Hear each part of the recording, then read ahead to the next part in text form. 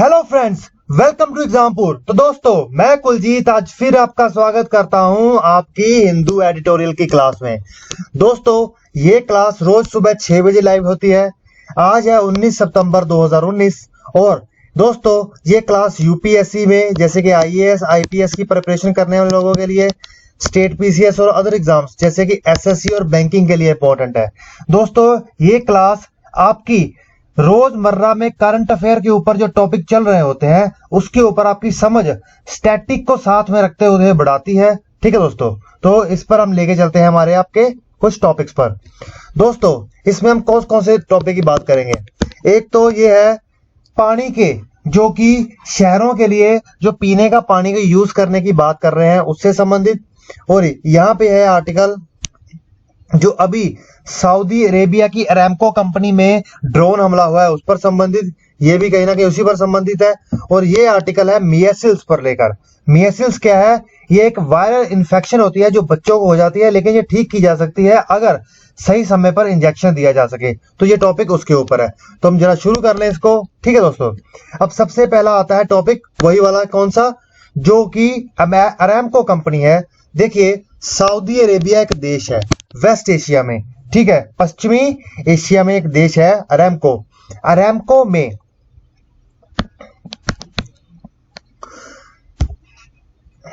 Aramco के ऊपर drone हमला हुआ है और इसकी जिम्मेदारी अल हाउदी ने ली है, जो कि यमन का एक मिलिटिया ग्रुप है, जो कि यमन की तत्काल सरकार के साथ एक सिविल वॉर में उलझा हुआ है और अल हाउदी को मदद कर रहा है। कौन? देखिए यहाँ पे कुछ समझते हैं। देखिए, हमला हुआ है सऊदी अरेबिया की कंपनी में, सऊदी अरेबिया की तेल कंपनी में, ठीक है। और सऊदी अरेबिया का साथ देने वाला देश कौन है? USA, America. और सऊदी अरेबिया का साथ इंडिया अगर दे ना दे, लेकिन सऊदी के साथ इंडिया के अच्छे रिलेशन है और साथ में इंडिया उसका एक बहुत बड़ा तेल का खरीदार है। ठीक है दोस्तों, और उसके बाद सबसे बड़ी उसकी जो कंपनी पर हमला है उसका नाम क्या है? अरामको। अरामको पर क्या हुआ है? ड्रोन हमला हुआ है, ठीक है। इसकी वजह से क्या हुआ, जो दुनिया में तेल की सप्लाई थी वो एकदम से कम हो गई है। और उसके बाद ये हमला किया किसने है? अल हाउदी में। अल हाउदी कहाँ का ग्रुप है? अल हाउदी है यमन देश, यमन देश है जो उसका ग्रुप है। इनका बॉर्डर आपस में मिलता है। ठीक है दोस्तों, तो यमन का देश में ये एक सिविल वॉर कर रहे हैं। ठीक है दोस्तों, क्या कर रहे हैं? सिविल वॉर कर रहे हैं। किसके खिलाफ कर रहे हैं? ये सिविल वॉर कर रहे हैं सऊदी गवर्नमेंट के खिलाफ। ठीक है दोस्तों, और इसकी मदद कौन कर रहा है? ईरान कर रहा है, ईरान देश। देखिए, ईरान भी शिया देश है और अल हाउदी में भी शिया लोग हैं, तो इसलिए एक दूसरे की मदद कर रहे हैं। और जो सऊदी अरेबिया है ये एक सुन्नी देश है। ठीक है दोस्तों, तो यहाँ पर ये बहुत बड़ी प्रॉब्लम चल रही है। अब अल हाउदी ने इस पे हमला किया और अमेरिका और ईरान में तो पहले ही तनाव चल रहा है, ऊपर से सऊदी अरेबिया और ईरान के भी कहीं ना कहीं तनाव चलता है। और अल हाउदी ने यहाँ पे क्या कर दिया? ड्रोन हमला कर दिया। अब इसी के ऊपर सारी है कि वो कह रहे हैं सऊदी के अरामको के ऊपर जो ऑयल फील्ड है, जो तेल की बहुत बड़ी रिफाइनरी है जो तेल बेच रही थी, उसके ऊपर ड्रोन हमला होने के कारण जो कि तेल के भाव हैं वो एकदम से बढ़ गए। एकदम से बढ़ जाने के कारण उम्मीद थी कि ये $100 पर बैरल तक पहुंचेंगे, लेकिन अमेरिका के यूएस प्रेसिडेंट ने कहा कि हमारे पास जो स्ट्रेटेजिक रिजर्व के तेल पड़े हैं हम उसको अब खोल रहे हैं। उसको यूज करने की वजह से जो ये तेल है $66 पर बैरल वापस आ गया है, लेकिन 10% के बढ़ाव एक दिन में फिर भी हुआ है। उसके बाद वैसे ही जैसे मैंने बताया कि जो ये यमन है, यमन के अंदर सऊदी जो सिविल वॉर चल रही है वहां की यमन गवर्नमेंट के बीच में और अल हाउदी के बीच में, ये उसी का ही कुछ अंजाम है। अमेरिका ने भी ऊपर से कह दिया है कि हम लॉकडाउन लोडेड बैठे हैं और अमेरिका ने साथ में ये भी कहा है कि ये ईरान की मदद से ये काम हुआ है। उसके बाद बात आती है, फिर वो कहते हैं कि अब ईरान के पास भी मौका है। देखिए, जैसे देखिए एक बार तो एक तरफ तो ये बात समझ लें हम कि ठीक है, इनमें जो तनाव अभी इन बात से आया है, लेकिन वो कह रहे हैं कि ट्रंप है वो चाहते हैं कि अवॉइड कॉन्फ्लिक्ट को अवॉइड किया जा सके, ताकि जो नया मिलिट्री का अभियान ना चलाना पड़े। और वो ईरान मस्ट सी, वो कहते हैं ईरान को भी अपना जो ऑपरेशंस है रोक देने चाहिए, जिसकी वजह से अमेरिका के साथ दुश्मनी बढ़े। और साथ में कहते हैं कि जो सऊदी लेड मिलिट्री कैंपेन है देखिए आपको एक और बात बता दूं, जो अल हौदी के खिलाफ यमन के अंदर मिलिट्री कैंपेन चल रहा है, जिसमें यमन गवर्नमेंट की मदद की जा रही है, किसके द्वारा? सऊदी अरेबिया के द्वारा, ठीक है, सऊदी अरेबिया के द्वारा इनकी मदद की जा रही है। तो उसके साथ सऊदी अरेबिया और यूएई जैसे देशों ने भी बीच में छलांग लगा रखी है अपनी आर्मी के साथ। तो इसके ऊपर वो बात करते हैं कि जो सऊदी लेड कोलिशन है वो कहीं ना कहीं बहुत जबरदस्त, उसको यूएस के साथ से भी कहते लॉजिस्टिक सपोर्ट मिल रहा है, यूके से भी लॉजिस्टिक क्या मिल रहा है? सपोर्ट मिल रहा है। फिर वो कहते हैं कि जो सऊदी का रेकलेस एडवेंचर है यमन में और Iranian empowerment of proxies with West Asia as a response, वो कहते हैं ये कहीं ना कहीं जो आज का उथल पुथल चल रही है इन देशों में, ये कहीं ना कहीं उसका अंजाम भी हम कह सकते हैं। अब देखिए उसके बाद वो कह रहे हैं कि एक तो इससे क्या हुआ, एक तो इससे जो प्राइस है दुनिया के स्तर पर बहुत बढ़ गए, ठीक है, और अरामको है, जो अरामको कंपनी हमारे देश में भी इन्वेस्टमेंट करना चाहती थी, वो दूसरे आर्टिकल में देखेंगे इस तरह। फिर वो कहते हैं कि इंडिया है, जो इसके इंडिया के ऊपर क्या प्रभाव पड़े हैं, क्योंकि इंडिया इंपोर्ट करता है 2/3 से ज्यादा ऑयल वेस्ट एशिया से इंपोर्ट करता है। तो कहीं ना कहीं इंडिया पर भी इसके करंट अकाउंट डेफिसिट पर बहुत बुरे प्रभाव पड़ेंगे, ठीक है, हमारा रुपया और गिर सकता है। फिर वो कहते हैं कि higher fuel cost and imported inflation, higher fuel cost and imported inflation could also hurt consumer at a time of slow down in the economy, ठीक है, जो तेल का भाव बढ़ेगा उससे महंगाई बढ़ेगी, ठीक है, पहले से ही हमारे देश में तो इतनी मंदी चल रही है, अब देखते हैं कहते क्या होगा। उसके बाद आता है अब अगला आर्टिकल, ठीक है दोस्तों। अब अगला आर्टिकल क्या है, देखिए ये आर्टिकल हम बाद में करेंगे, पहले हम वो वाला आर्टिकल कर लेते हैं, ठीक है दोस्तों। ये वाला आर्टिकल जो किससे संबंधित है, ये आर्टिकल भी सीधे सीधे रूप से उसी मुद्दे पर संबंधित है। जैसा कि मैंने आपको छोटी सी स्टोरी मैंने क्या बताई कि यमन एक साउथ एशिया की कंट्री है, वहां पर किस तरह से अल हौदी के बीच में और सऊदी के बीच में गवर्नमेंट में वॉर चल रही है, ठीक है दोस्तों। और यहाँ पे जो अब कहते हैं कि रिलायंस जैसे धीरू भाई जैसे लोगों ने अपनी इंडस्ट्रीज के काम भी यहाँ से शुरू किए थे, ये तेल का बहुत बड़ा व्यापार। वो कहते हैं Yemen's poverty sharp contrast to oil riches, देखिए वहां पे तेल के भी भंडार हैं, ठीक है दोस्तों। फिर वो कहते हैं कि वहां का जो नॉर्दर्न इलाका है, जो उत्तरी इलाका है, वो पहाड़ियों से बड़ा है, फर्टाइल है, और जो दक्षिणी इलाका है वो क्या है, वो सूखा है, ठीक है दोस्तों। फिर वो कहते हैं कि वहां की बहुत बड़े प्रतिशत में जनता वहां पर रहती है नॉर्थ इलाके में। अब यहाँ पे वो बात करते हैं हिस्ट्री ऑफ कॉन्फ्लिक्ट, वो कहते हैं ये प्रॉब्लम शुरू कहां से होती है, वो कहते हैं प्रॉब्लम शुरू होती है the root of current embargo can be traced in 1930 से, ये 1930 से प्रॉब्लम शुरू होती है। जो कहते हैं कि नॉर्थ यमन के जो इमाम होते हैं CCD to reservation kingdom of Saudi Arabia, वो क्या होता है कि वहां का कुछ नॉर्थ यमन का इलाका सऊदी अरेबिया के किंगडम में चला जाता है, ठीक है दोस्तों, जिसमें 3 प्रांत होते हैं, 3 प्रोविंस होते हैं, that many Yemen still consider their heathers, ठीक है, जो यमीन्स कहते थे कि हमें वापस मिलना चाहिए। उसके बाद वो बात करते हैं कि 1960 में क्या होता है कि north Yemen passed through a 6 year long civil war between the imams fighter with Saudi support, ठीक है, वो कहते हैं इमाम के फाइटरों के बीच में एक सिविल वॉर होती है 6 साल तक 1960 में सऊदी के सपोर्ट से, ठीक है, किसके against the republic forces backed by Egypt. फिर उसके बाद वो बात करते हैं कि civil war resulted in formation of Yemen Arabic republic, वो कहते हैं ये सिविल वॉर के बाद क्या होता है कि एक यमन अरब रिपब्लिक 1968 में एक देश वजूद में आता है, ठीक है दोस्तों। फिर उसके बाद वो बात करते हैं कि जो यूनिफाइड रिपब्लिक ऑफ यमन बनता है, जो एक यमन देश आपको मैप में देखने को मिलेगा, जो अब ये बनता है वो फाइनली एस्टेब्लिश हो जाता है 1990 में। और लेकिन 1994 में 1994 में a section of south try to secede, मतलब साउथ के लोगों में से, जैसे दक्षिण का इलाका मैंने बताया कि एक नॉर्थ यमन एक साउथ यमन है, साउथ के इलाके में कुछ लोग क्या करते हैं उस देश को दोबारा यूनाइटेड रिपब्लिक ऑफ यमन से बाहर निकालने का प्रयास करते हैं, ठीक है। उसमें वो क्या करते हैं insurrections was put down after a short civil war, तो वहां पे उसको भी रोक दिया जाता है, लेकिन छोटी सी सिविल वॉर होती है।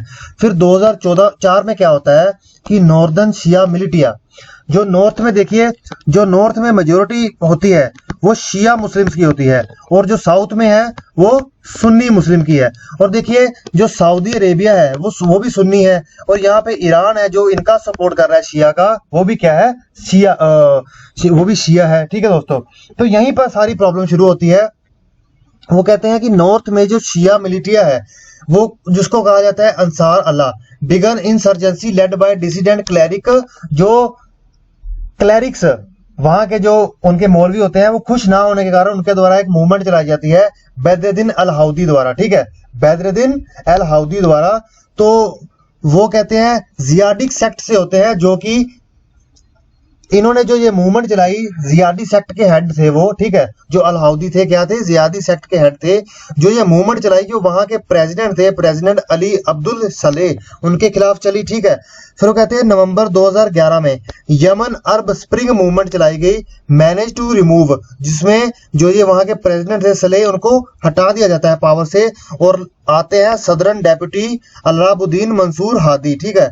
अब वो कहते हैं कि सलाह had is clan remain influential, वो कहते हैं हट जाने के बाद भी जो सलेह वहां के प्रेसिडेंट है, उनका जो परिवार है वो कहीं ना कहीं काफी इन्फ्लुएंशियल रहता है, जो कि उनकी असैसिनेशन के बाद, उनके मौत के बाद 2017 में रुक जाता है।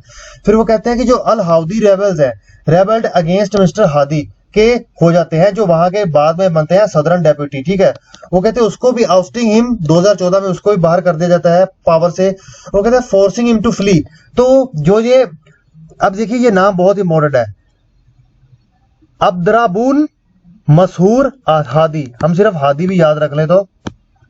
वो कहते हैं जो ये हादी होते हैं ये कहाँ जाते हैं, ये रियाद भाग जाते हैं, सऊदी अरेबिया भाग जाते हैं, वहां से वो अपनी सरकार चलाते हैं यमन की। देखिए देश यमन से भाग के चले जाते हैं सऊदी अरेबिया में, और वहां पे रहकर यमन की सरकार चला रहे हैं। वो कहते हैं इंटरनेशनल स्तर पर तो वो रिकॉग्नाइज थी दोस्तों, देशों ने तो, सभी देशों ने कहते थे कि यहाँ यही सरकार मानी जाएगी, लेकिन वो कहते हैं ग्राउंड लेवल पे उनका तो काम कौन होने दे रहा था। वो कहते हैं फिर सऊदी अरेबिया वैसे भी चिंतित था, किसको लेकर, al Houthi led Yemen becoming a surrogate of Iran. वो कह रहे थे कि सऊदी अरेबिया इस चीज को लेकर चिंतित था, जैसे कि मैंने आपको एक मैप सा बना के दिखाया यहाँ पे। वो कहते हैं सऊदी अरेबिया था जो ये वाला, वो चिंतित था किस चीज को लेकर, कि जो ये अल हाउदी जो कि ईरान के तले चल रहे हैं, वो कहीं ना कहीं यमन को उनके अधीन ही करने की कोशिश कर रहे हैं। तो वो इस चीज से क्या हुए थे, वो इस चीज से डरे हुए थे। तो डरे होने के कारण क्या हुआ, तो वहां पे एक कोलिएशन बना, कुछ देशों का गठबंधन बना, जिसमें United Arab Emirates, Saudi Arabia और इजिप्ट जैसे देशों ने, जो सुन्नी पावर्स हैं, वो एक साथ आए, जैसे पाकिस्तान भी उसके साथ था, और उन्होंने के साथ एक मिलिट्री कैंपेन शुरू कर दिया गया जिसका नाम था ऑपरेशन डिसिसिव स्टॉर्म, जो अल हाउदी के खिलाफ शुरू किया गया मार्च 2015 में। उन्होंने एरियल जहाजों से बमबारी करनी शुरू कर दी, लोगों को मारना शुरू कर दिया, नेवल ब्लॉकेट कर दिया। वो कहते हैं 4 साल सिविल वॉर चली, लेकिन कहते हैं कि अब अल हाउदी कहीं ना कहीं एंड होने के मामले में है। वहां पे यूनाइटेड नेशन ने कह दिया है कि दुनिया में इंसानियत की सबसे बड़ी त्रासदी है, 11,000 लोग मर चुके हैं, 30 लाख लोग अपने घरों से पिछड़ चुके हैं। वो कहते हैं अब तो हालांकि जो वहां की सिविल वॉर है वो कहीं ना कहीं एंड होने के मुकाबले चल रही है। अब वो कहते हैं ड्रोन हमला। अब ड्रोन हमले की जैसे मैंने स्टोरी आपको बता दी कि देखिए ईरान से उनको सपोर्ट था और ये बहुत ज्यादा बड़ी सप्लाई करते हैं, तो वहां पे जो ड्रोन हमला हुआ उसकी जिम्मेवारी अल हाउदी ने खुद बोल के ले ली है, और यूएस ने कहा है कि ईरान ने सपोर्ट किया है, हालांकि ईरान ने कह दिया कि हमने सपोर्ट नहीं किया। तो ये प्रॉब्लम चल रही है। अब वो कहते हैं कि टेंशन बहुत ज्यादा बढ़ चुकी है, हॉस्टाइलिटी की टेंशन बहुत ज्यादा एस्केलेट हो चुकी है, और दूसरा तेल का भाव भी बढ़ गया। लेकिन उसके बाद जो हमारे लिए सबसे इंपॉर्टेंट बात आती है, ये देखिए ये रैमको कंपनी का टैग वगैरह है। अब देखिए वो कहते हैं इंडिया इंटरेस्ट की सबसे बड़ी बात आती है। वो कहते हैं कि two aforementioned developments are insignificant as most India west bound sea trade. पहला तो वो कहते हैं कि जो इंडिया का वेस्ट का सी ट्रेड है वो होता है बब अल मदीब से। कहां से होता है? बब अल मदीब से। अब ये बब अल मदीब का सिस्टम क्या है? वो कहते हैं कि बब अल मदीब जो स्ट्रेट है, जो कि इधर देखिए, ये देखिए कुछ इस तरह से है सिस्टम। ये अफ्रीका है, ये वेस्ट एशिया है, ये कौन सी जगह है? ये आता है सऊदी अरेबिया, और यहाँ पे आ जाता है यमन, और यहाँ पे आ जाता है ओमान। जो यहाँ पे बब अल मदीब स्ट्रेट है, ठीक है, वो कहते हैं वहां से इंडिया का बहुत ज्यादा ट्रेड पास होता है, स्यूज कैनल से भी निकल के जाता है। तो वहां पे इंडिया का एक तो ये इंटरेस्ट को झटका पहुंच सकता है, डर हो सकता है, ठीक है। दूसरी बात वो क्या कहते हैं कि need to watch the evolution situation carefully and revive long lasting ties, कि सभी सिचुएशन को बड़े ध्यान से चलना चाहिए। हालांकि जो वहां पर तेल रिफाइनरी में जो ड्रोन हमला किया गया उसको भारत की सरकार ने कंडेम किया है, और ऊपर से जो थर्ड लार्जेस्ट क्रूड इंपोर्टर था, इंडिया सऊदी अरेबिया का थर्ड लार्जेस्ट क्रूड इंपोर्टर था, जो कच्चा तेल मंगवाता था, उससे अब बढ़ जाने के कारण क्या हुआ, अब प्राइस महंगे हो गए, उसकी जो प्रोडक्शन थी, जो एक्सप्लोरेशन थी, वहां से तेल निकल रहा था, वो भी कम हो गया। तो वो कहते हैं हर साल इंडिया को 1.5 बिलियन डॉलर की मार ज्यादा पड़ने वाली है। वैसे भी वो कहते हैं 2018-19 में 112 बिलियन डॉलर का तेल तो वैसे भी इंडिया मंगवा ही रहा था। फिर उसके बाद वो कहते हैं कि high volatile oil market and tense regional tension, ये चीजें बहुत परेशान करने वाली हैं इंडिया को, ठीक है। और ऊपर से वो कहते हैं कि जो साउथ अरामको थी वो हमारे देश में इन्वेस्टमेंट भी कर रही थी 30 बिलियन डॉलर की, एक तो रिलायंस कंपनी में, ऊपर से रत्नागिरी रिफाइनरी में, यहाँ पर भी हमें बहुत बड़ा नुकसान पहुंचने की आशंकाएं हैं। फिर उसके बाद कह रहे हैं कि सिनेरियो बहुत वर्स्ट हो चुका है, अब कहीं ना कहीं अल हाउदी इन देयर रिसोर्सफुलनेस है, फॉरेन स्पॉन्सरशिप, अब कहीं ना कहीं जरूरत तो ये है कि सभी प्लेयर्स मिलकर यूनाइटेड नेशन इंटरफेयर करे और यहाँ पे शांति हो, ठीक है दोस्तों। तो अब हम चलते हैं हमारे दूसरे आर्टिकल पर, वो कौन सा है, अब हम चलते हैं हमारे जिस आर्टिकल पर, वो है किसके ऊपर, डेडली स्प्रेड, मीजल्स बीमारी के ऊपर है। अब देखिए मीजल्स बीमारी है कि आपको जरा पता है, देखिए ये बच्चों को होती है, जो छोटे बच्चे होते हैं, ये एक वायरल डिजीज होती है, ये वैसी बीमारी होती है जो वायरल के कारण फैलती है, जैसे पानी के कारण टच कर लिया, जूठा पानी पी लिया, अगर किसी को बीमारी है तो उसको उससे फैल गई, तो इसके कारण मौतें भी हो सकती हैं, ठीक है। लेकिन वो कह रहे हैं कि अगर वैक्सीनेशन इंजेक्शन वगैरह लगवा लिए जाए तो ठीक हो सकता है, तो ये मेसल्स है। तो वो कहते हैं यहाँ पे एक वैक्सीन हेजिटेंसी शब्द को याद रखिए, यहाँ पे वो कह रहे हैं कि वर्ल्ड हेल्थ ऑर्गेनाइजेशन कह रही है कि जनवरी 2019 में जो 30% दुनिया में मीजल्स के बीमारी के केसेस बढ़े हैं, उसका कारण है वैक्सीन हेजिटेंसी। वो कहते हैं वैक्सीन हेजिटेंसी क्या है कि लोग हिचकिचाते हैं इंजेक्शन लगवाने से, किसके, मीजल्स के खिलाफ। इसके लिए वो कह रहे हैं कि उन्होंने कुछ आंकड़े दिए हैं, वो आंकड़े कुछ इस प्रकार है। देखिए उन्होंने आंकड़े दिए हैं कि जो 3,65,000 लोग मीजल्स से केसेस से डेंजरस से वैसे ही केस रिपोर्ट किए गए हैं 182 देशों में, ठीक है। उसके बाद वो कहते हैं कि 900% इन दी फर्स्ट 6 मंथ है this year compared with the same period last year.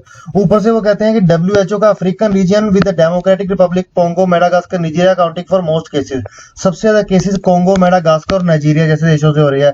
फिर ऊपर से वो यूरोपियन यूनियन की बात करते हैं, वो कहते हैं WHO ने 90,000 केसेस यूरोपियन यूनियन में भी देखे हैं। वो कह रहे हैं कि यूरोपियन यूनियन हैज अनप्रेसिडेंट, वो कहते हैं कि 1,74,000 केसेस फ्रॉम 49 कंट्रीज। अगर यूरोपियन यूनियन में 53 कंट्रीज हैं, उनमें से 49 कंट्री में से एक दर्जा दिया गया था।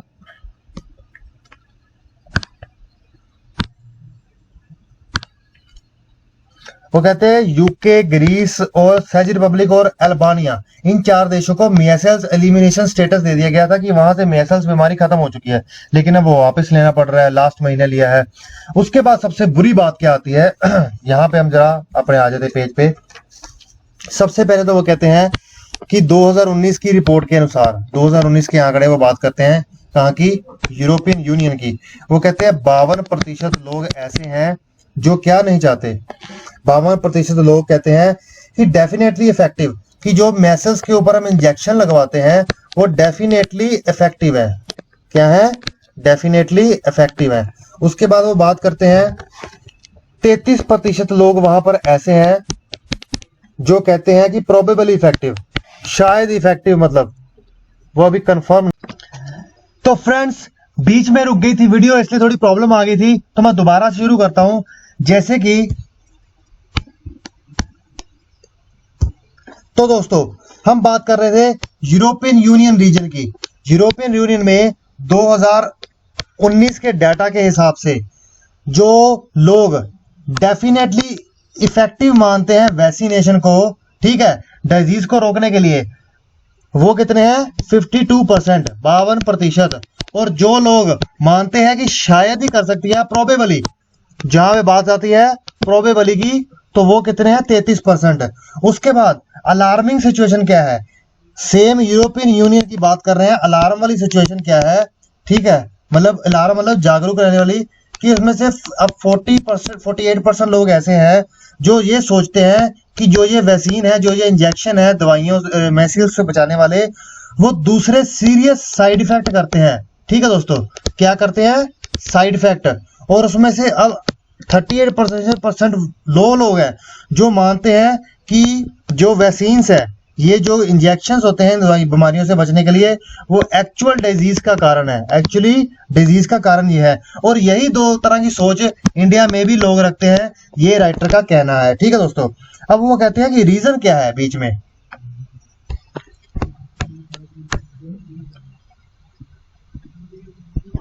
अब वो कहते हैं कि रीजन क्या है बीच में लो कवरेज का।